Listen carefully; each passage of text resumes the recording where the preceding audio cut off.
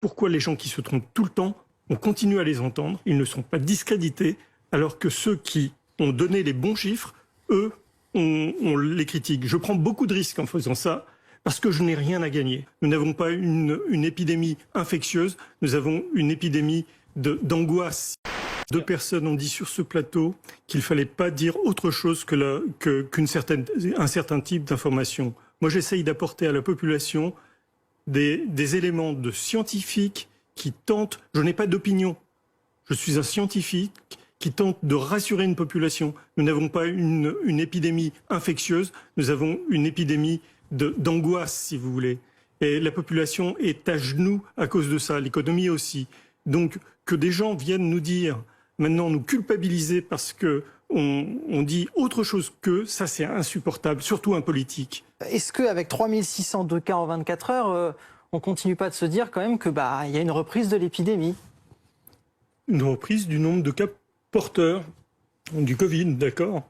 Y a-t-il plus de malades? Y a-t-il plus de morts? Non. Non, j'aimerais revenir sur un point qui commence à me choquer énormément, personnellement. À plusieurs reprises, des personnes ont voulu m'intimider pour me dire « Non, vous ne devez pas parler. C'est tout à votre honneur de me laisser parler et je vous en remercie. C'est l'honneur aussi de la France d'avoir une multiplicité de points de vue et qu'on vienne me dire que j'apporte de la confusion alors qu'il y a eu pendant 6 mois une confusion totale, des atermoiements dans tous les sens, tout le monde s'est trompé. C'est insupportable d'entendre ça. Donc je vous remercie encore.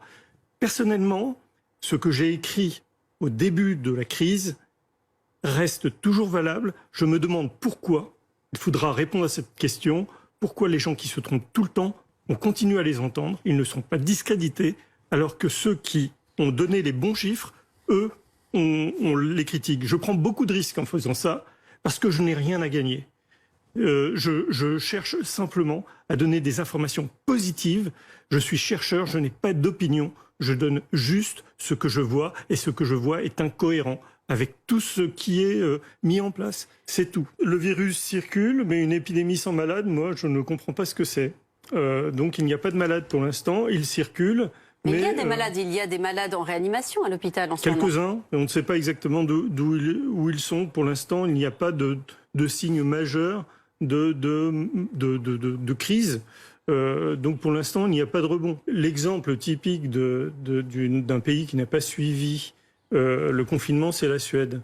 Aujourd'hui, on ne parle plus du tout de la Suède. Savez-vous pourquoi? Simplement parce que la Suède a eu la même courbe épidémique que tous les autres pays.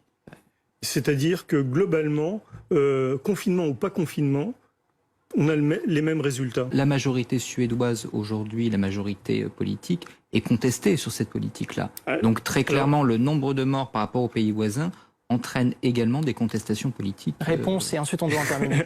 Écoutez, il y a eu beaucoup moins de morts en Allemagne. Est-ce que vous vous êtes posé la question pourquoi? Pourquoi il y a eu beaucoup moins de morts en Allemagne? C'est simplement un système de comptage.